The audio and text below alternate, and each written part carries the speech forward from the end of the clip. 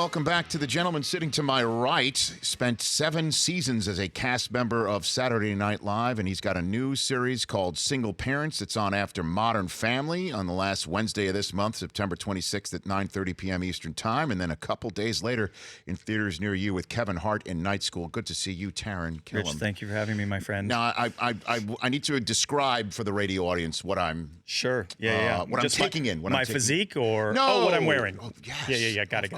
So I've got a starter's jacket. Yes, sir. From the John Robinson era Los Angeles Indeed. Rams. Yes. I believe I see a new era cap. This is correct. Of a Rams logo up Trucker there. style adjustable with with classic navy and gold Rams helmet on the front and side. Oh, on the side. Yeah, okay. That side. Very far good. Side for me. On the mesh that I can't see. Exactly. On the far side. Then the T-shirt that says "Girly Hungry" on it. Yeah, and on the back it says "Feed the Girly." And yes, this is a custom-made shirt from CustomInk.com, an original Killam creation. So you are just out of your mind right now. You have to be out of your mind right now. It's a pretty exciting time. And last night was sort of a perfect game to start for multiple reasons. The short answer is because we won by 20 points, and it was wonderful, and Marcus Peters got to prove himself at the end and then grab his nether regions, and he's got to get fined for that, right? Is that how is that? Well, I think yes, because I think he pawed the whole. He did. It was an impressive handful. Right. You know what I mean? He took the full handful. Yeah. So if you just had only half a handful. If it's a little pinch. It might have just been, a skosh. It might have been less of a fine. But one I think egg. it's the... If you do one egg, it's when you do both eggs and bacon. It's really, then you're on the... That's $50K out of your pocket, then bro. You're on the firing line. You really are. It's so exciting. But I also loved that it was the two former LA teams playing in Oakland Stadium. Mm-hmm. The last sort of, we're in the final countdown of them getting the opportunity to cheer for their team before they go to Vegas and just literally become a criminal organization. And great way to describe the Raiders.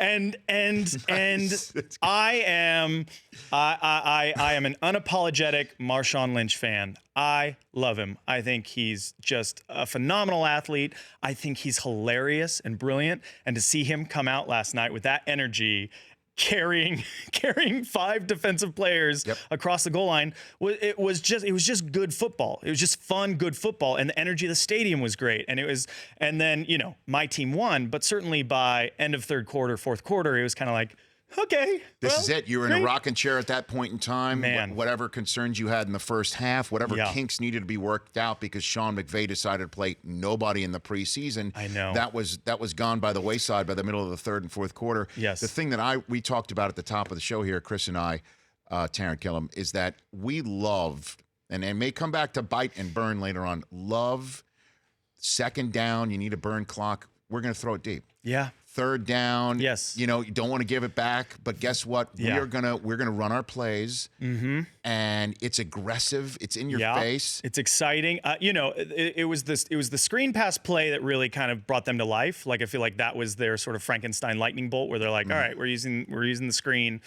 but you could tell that their mission statement in the game was, we want to honor Cooks. We want to show Cooks' ability, his speed. Yes. And they targeted him more than any other receiver, I believe.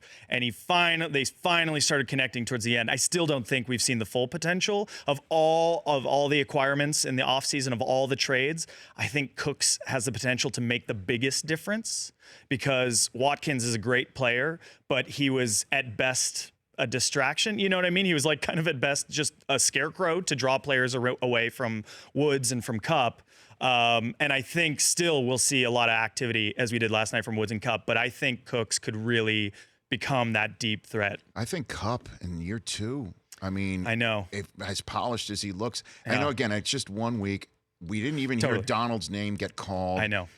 But if you go back and you watch, because Aaron's my favorite player on the team. I love them all, and they're all my babies and children, and I want them to lead fruitful, happy lives, and find somebody who loves them. You know what I mean? I want them to find their soulmate.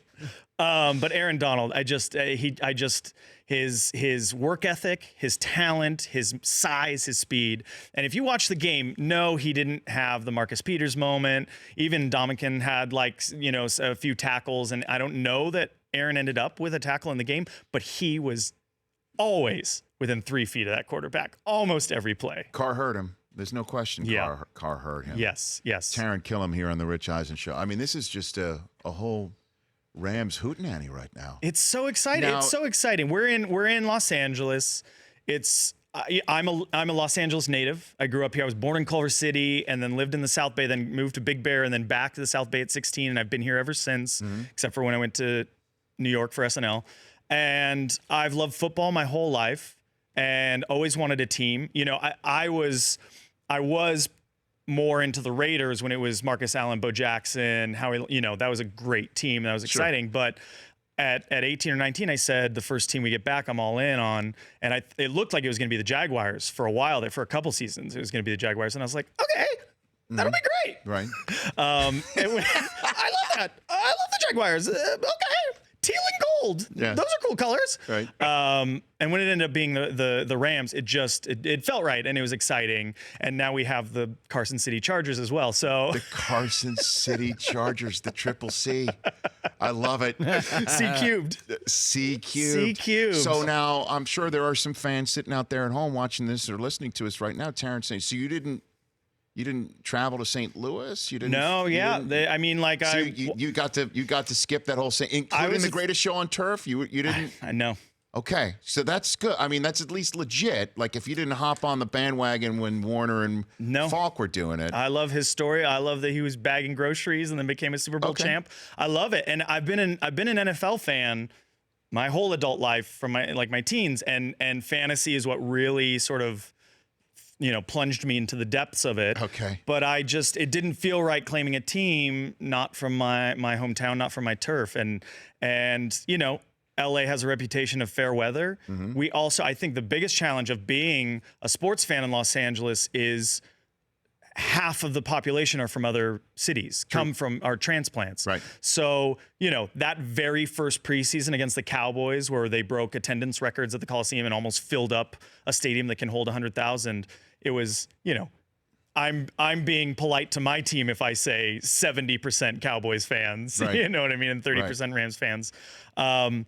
It's just a very exciting opportunity for me because football, just like sort of in a nostalgic way for me, it's very much my Citizen Kane Rosebud. Growing up, football games, Super Bowl, Sunday parties, chips and dip, family together, grown-ups watching the game, kids running around in the living room. It's this really great sort of warm nostalgia about community, about tribe. That's what I'm most excited about with this team is if you watch any of the post-game locker room stuff, you see Marcus Peters with tears in his eyes. This guy who has a reputation of not being a team player, of having a huge ego, having an attitude in the locker room, saying you've welcomed me, you made me feel like I'm part of a family, I'm proud to be a Ram with tears, and you go, well, that's how they're going to get to the Super Bowl. That you can have all the talent in the world, but if you don't have cohesion, then and I think that's what McVay. I think that's his gift is cohesion, is inspiring.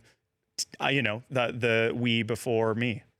Nobody's ever, Chris, you've been here every single day. We're celebrating our 4th year next month, a 4-year anniversary. Congratulations. Thank you. Has anybody ever drawn a line from Citizen Kane to Marcus Peters before? Has anybody done that? No. Is that the first time? Just running back through the catalog. Has anybody ever come here and made a Rosebud reference wearing a girly hungry, self-made T-shirt? Has that ever happened? Gotta be. I think this is the first. Yeah, I think this is the first. So would there have been any team that moved to LA that would give you say, you know what, I'm going to still just play fantasy football?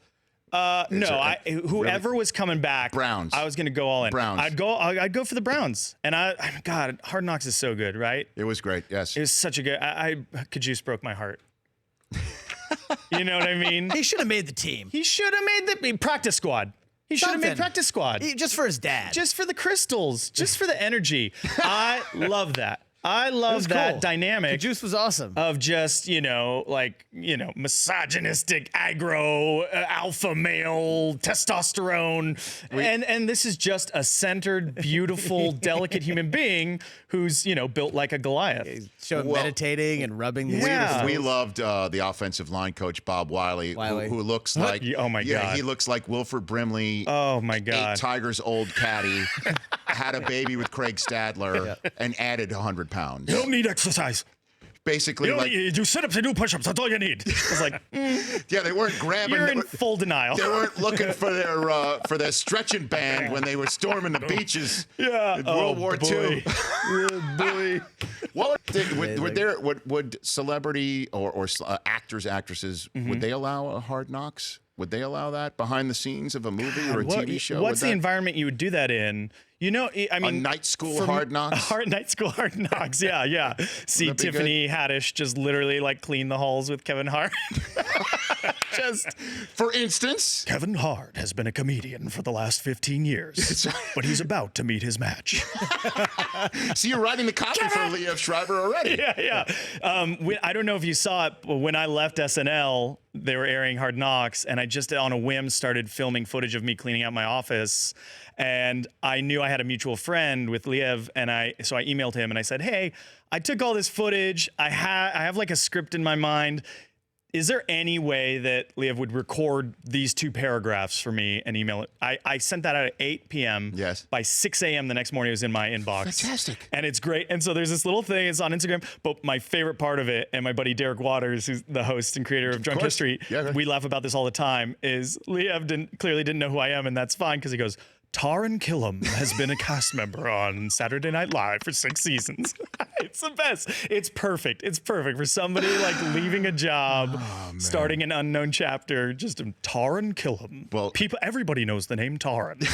Taran Killam here on the Rich Eisen Show. A couple more minutes left. It's watching the double dip on Monday Night Football last night. It was just one commercial for single parents after another. Thanks, man. Yeah. Congratulations on this. It's on after Modern Family, which is a great spot. Yes. You got Brad Garrett on the show, who is as brilliant, well known as they come for this style He's of so show. beloved. In the little press we've already Raymond. done for single parents, people are just excited to see Brad, and he's hilarious on the show. And Leighton Meester from Gossip Girl is another co-star and is just the loveliest, coolest. We'll be friends for forever already, no matter what happens with the show. But I'm proud of the show. I think it's a good show. I think it's a funny show. I think, we have the spot. The network seems to believe in it. But more than anything, it's a show with real heart. It's the sentimental stuff that I'm most excited about for people to see. And then Real Heart, you with Kevin. And then just real heartbreaking. Real actual heart, Kevin Hart. When Kevin Hart gets thrown back from the barbecue store and crashes into the windshield of his Porsche, it always brings a tear to my eye. In Night School. Night School, again, is on September 28th, 2 days after Single Parents debuts on ABC. We just showed a clip to the TV audience of you oversharing with a bunch of other parents at the school where you are. This scene takes place. Yes. And it reminded me of when my oldest, who's now 10, went through his first school experience. It was preschool, and the teacher would keep all the parents afterwards for a circle time conversation for parents to just share with some of their experiences. I love it. And the way you overshared in the scene we just saw, some people would overshare in similar fashion. It was so awkward. And I always thought to myself, I will never, ever say a word in a situation like this, ever. Rich is kind of a jerk, huh? I know. Even if they came away I was not going to share. I told him about my emotional breakdown doing laundry, and he didn't even smile. Actually, the only time I did share, this is funny, is that I sat there and listened to a parent talk about how they just could not potty train their child, and they were just really concerned that they were not going to potty train this child, and then. Just listening to her, she revealed it was their 4th kid. So they've been through it before, and this is my first. And she made me think to myself, what the hell? Why am I listening to you complain? So I just raised my hand. I'm like, don't worry about it. I only have 1 kid, but I've just peed myself right now. And I'm I'm 42 years old. And I just felt so good about that. And the teacher moment. said, Rich, you're now on timeout. Please face the corner. And the macaroni necklace of shame. Oh, my God. That's hilarious. Single Parents is on ABC after Modern Family Wednesday nights at 9:30 p.m. Eastern Time. We're going to take a break. Thanks for coming on for the radio audience. But for Thank the you TV so audience, much. we're going to show a clip of Night School. Awesome. That's Thank you, coming Rich. up next right here. Taran Killam, at Taran Killam. Follow him on Twitter in all of his Rams glory. I post some Ram stuff on there, yeah. And I'm seeing it right here. Tarzan No Z on Instagram, and watch a a man in his 30s lose his mind. That's it. That's the way it goes. The Rich Eisen Show, weekdays at noon Eastern on Audience.